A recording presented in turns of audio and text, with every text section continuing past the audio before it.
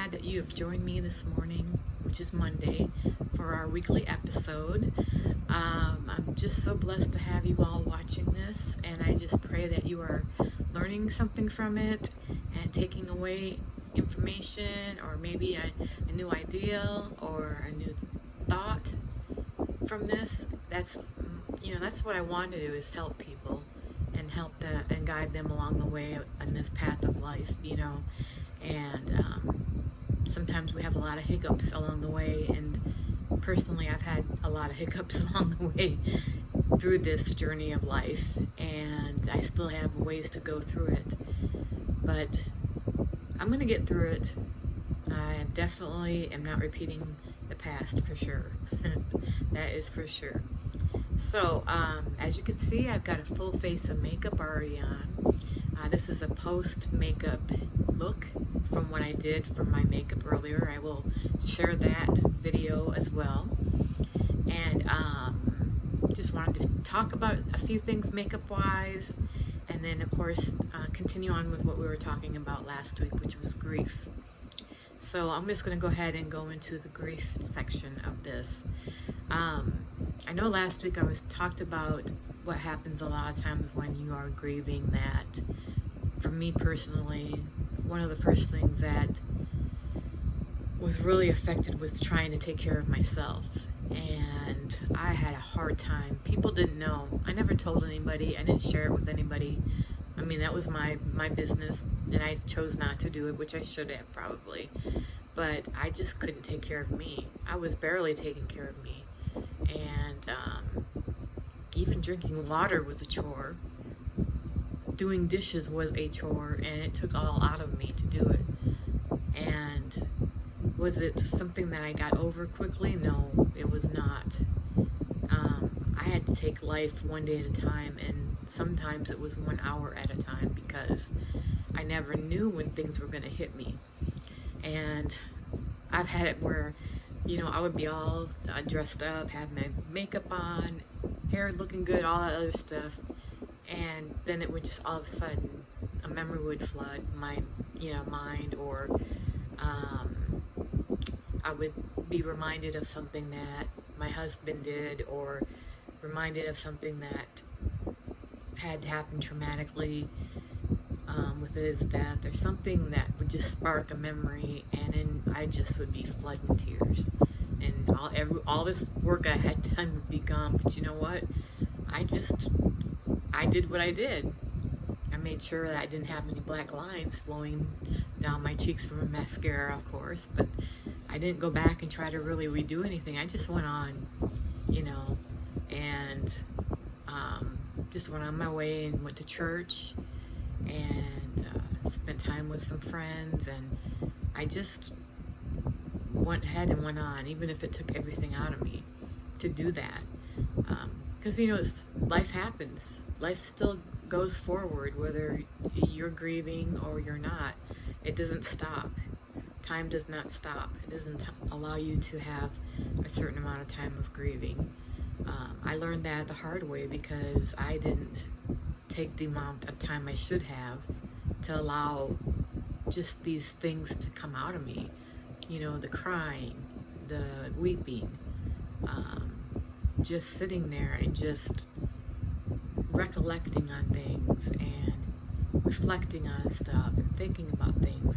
I just didn't take that time to do that. I got myself busy right after the personal death that I experienced, and it took a toll on me, because all I did was take those feelings and I pushed them back. And when you do that, they will come out in one way or another, and unfortunately they don't always come out the way that we planned they would come out. And that's why it's so important when somebody passes, or even a pet passes away, or the loss of a relationship, a divorce, or anything, anytime there's a loss, because that all is loss. It's important to take time to just process it and grieve as long as you need to get through that. Not rushing it and not pushing it, because like I said, it will come out at one stage or another. And along the way, asking for help if you need help. You know, I didn't do that. I did on occasion, but most of the time I didn't, because I thought I could handle things myself. And I had some pretty major things happen. You know, I had a vehicle that broke down, and my pastor fixed the vehicle for me, or took care of that situation. I had different things happen and come up, and that were out of my hands. I couldn't control, but the stuff that I could, I never asked help for, and I wish I would have now, looking back, because I think if I'd had some people helping me, I wouldn't have, you know, I would have been farther along in my grieving stages and in my grieving process than I was. And do you know that I still have issues with grief right now that I'm still dealing with? And all these years, it's not been all these years, but it's been a long time. I mean, my husband passed away in 2015, and then prior to that, both my parents passed away. And you know, I still grieve, and I'm not, you know, it's not that you're letting go of the person, it's just you're trying to move forward, because you'll always have those memories and those feelings and love and thoughts, and you know, for that person. But as time goes forward and you're moving forward, it's not as like the feelings aren't as strong, like as far as the sadness and, you know, the feeling of loss lessens up, you know. And but sometimes it takes many years. I mean, you know, everybody processes grief differently, and I try to be general with what I'm saying, because each individual person is different. You may think somebody should be grieving a certain way, and they're not grieving the way that you think. However, they're grieving the way that they know how to grieve. So I never pass judgment on people who don't grieve the same way I do. Now, I know I've questioned some things, and I mean, you can tell when somebody's not handling death very well in their lives. You can tell, but just being there for that person is such a huge help. So how does that apply to what we're talking about today as far as makeup and stuff? It applies in that sense that you need to take care of you. First and foremost, you have to take care of you. You can't be running around taking care of 50 people all at one time and not take care of you. That doesn't work. I know that if you're watching this and you have kids, obviously they take precedent. You have to take care of them, but you have to take care of you during this time, whether it's depression or what. I mean, because depression's mixed in with grief. So you have to take care of you. And what does that require? It requires doing some self-care. And if that means doing 10 minutes of being in the bathroom with the door shut or something, or taking a hot bath, or listening to music, reading a book, reading the Bible, prayer, whatever makes you feel relaxed doing, taking just a little bit of time every day for yourself. Because, you know, if you don't, it adds up. It really does. So for you, you might say, well, I just barely have enough time to even put makeup on. But that is a form of self-care, because that is taking care of you. And I know it's hard, especially if you have little kids. You can't just leave them alone, obviously. They may be around and with you and stuff. But you have to maneuver times where you have a little bit of a chance to kind of rejuvenate, maybe, or I'm trying to think of put more gas in the tank, as you could say, so that you can run normally. If your gas tank is empty, you can't run, you can't function, you know. And if you don't replace it and refill it, you know, and you try to use something else instead of what's supposed to be in that gas tank, it won't work. you can try, but it won't work. So every day you have to be refilling your gas tank. I'm sorry, that is the most probably ridiculous example, but I'd read it somewhere the other day and it kind of stuck with me, so you just have to deal with that, I guess. But find some things that make you happy. Find something that you have joy in doing. If you have more than a little few minutes on your hands, pick up a new hobby, like crocheting, or like me, get invested in makeup. Do something that just brings you joy or brings you happiness. That's what you need to do. And I may have been repeating this from the last episode, but it is such an important thing to do. And it's also so important to just let, when you feel like crying, just let it come. Let it happen. I mean, I know maybe you have to look at whatever circumstances you're in. I understand that. But don't try to stop it. Please don't stop, if there is something that needs to come out of you. Because I'm telling you, the more that you process these things, the more farther along you will be within that grieving process, versus somebody who doesn't do that, who blocks it from coming. So that's why it's just so important you take care of yourself. So I wanted to just kind of reiterate that from the last episode, because putting makeup on is, in a way, self-care. It's taking care of your face, it's taking care of your skin. It could be just simple basic skincare routine. Some people don't wear makeup, and that's completely fine. That's absolutely, we're beautiful with or without makeup.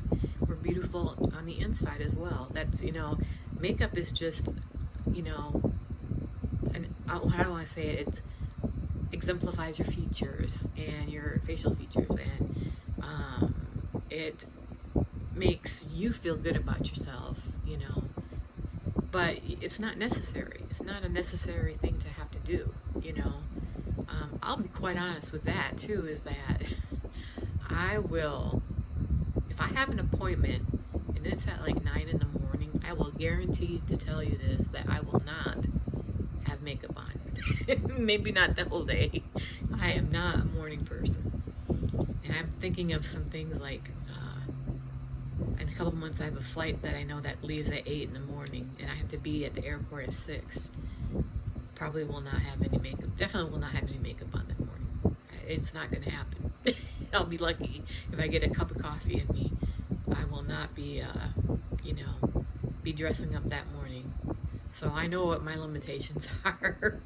See, I mean, that's what I'm saying. I don't need to have makeup on all the time. It's, it's not doing. It's, if I don't have it on, I don't have it on. I mean, that's how I feel about it. But I love to put it on because it makes me feel good about me, about myself. So, but I don't necessarily have to have it on all the time. So, you know what your limitations are and what you can and can't do. And like I said, if you don't want makeup on, or you don't want to wear makeup on that particular day, that's fine. Do what's good for you is what I'm trying to say. Okay, so going on from there, just a few things about my makeup routine before I play it for you. The first thing is that I want to tell you, I saw a Facebook ad yesterday, and it angered me. And only the reason it angered me was because of the price. It looked like a little egg, okay? It looked like an egg, and I'm going to use my mister to show you.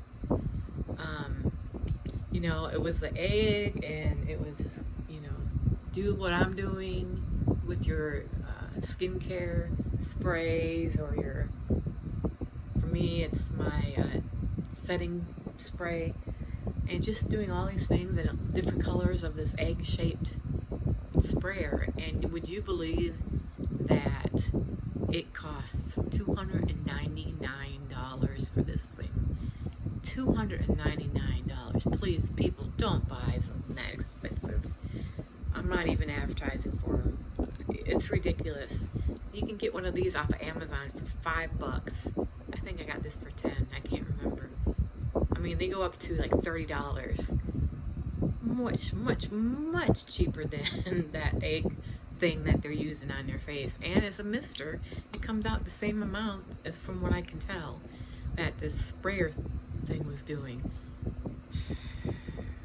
I don't know. I know people probably will buy it, but I could think of a lot more better ways to spend my money than $299 on a sprayer or mister, when you can get it much cheaper in a different form but still get the same results.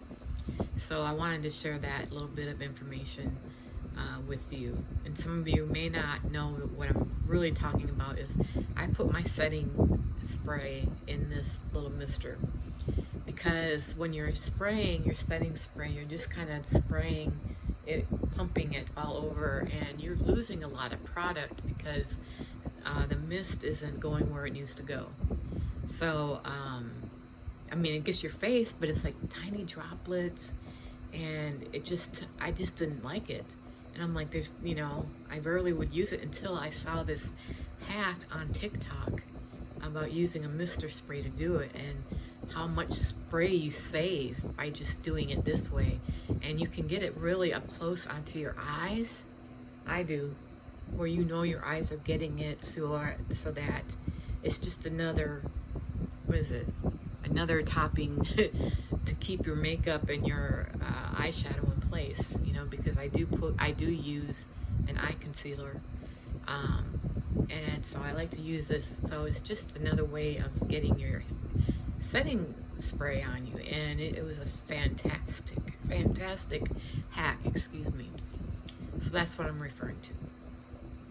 My makeup, I'm not going to list the products at the end, because on this part of the section of when I do my makeup, you'll be able to see what products I'm using. Okay, it's the eye portion of it. When I'm doing my eyeshadow, I am using Jelly So Much by ColourPop. It's hard to read it on the label, but just so you know, that's what that is. And it's different colors. It's from the Troublemaker collection. So that's what I'm on my eyes right now. I love it. The colors are so beautiful.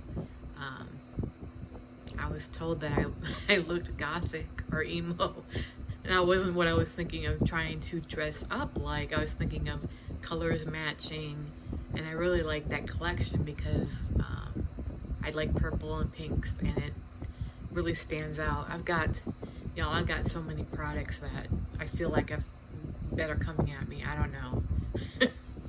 There were some things that I really wanted. Well, one thing that is coming to me is ColourPop had a Winnie the Pooh collaboration, and that, of course, the whole collection like sold out in like a few hours.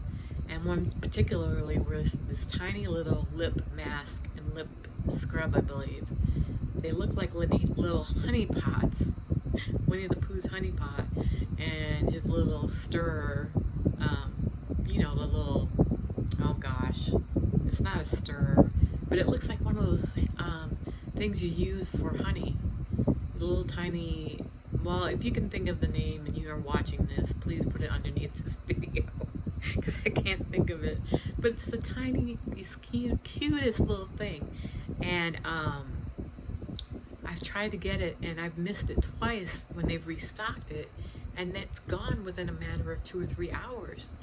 So I made sure this last time I was there when it got released. I figured out what time it was going to be released at, and I swear once it hit that magic number of 12, it sure enough became available, and I got me one, and it was gone by the end of the day. I mean, I checked just on occasion just to see if it had sold out, and it did. It sold itself out. So, but I'm so excited to be getting that. And then I got some Star Wars themed ColourPop eyeshadows, and Baby Yoda eyeshadow that I've been wanting, and that finally got restocked. So I'm excited to share that with you as well. And a few other things that I've got that have been understand these are things that have been on sale. The last purchase I did was not on sale because, like I said, it was if you don't buy it now, you're gonna not be able to get it. So I did have to pay full price for a couple things.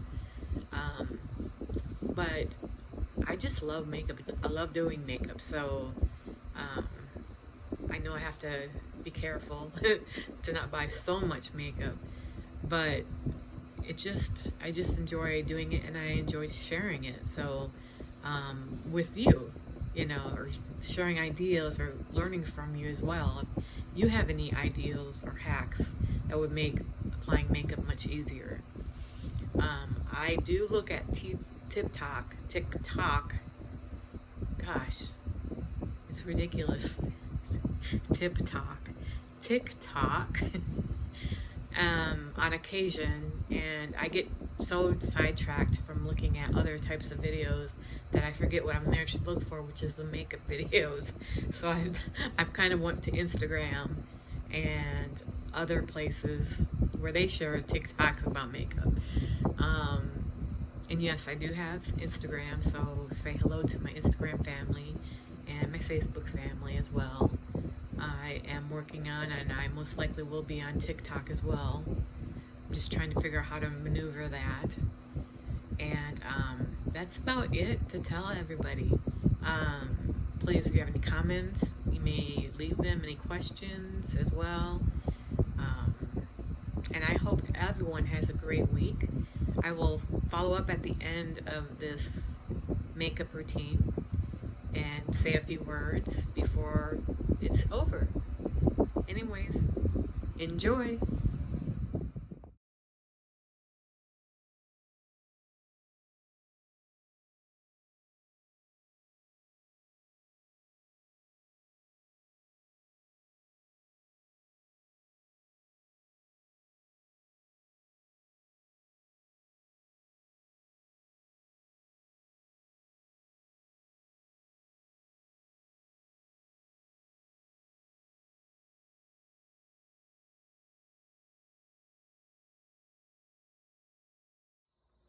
Well, I hope you enjoyed that little bit of a makeup tutorial. I wanted to try something a little bit different than that I've been doing in the past.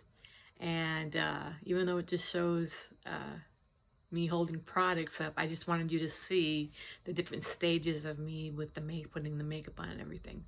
So who knows what next week is going to have. I always want to try to change things up a little bit or do something different, but we'll see.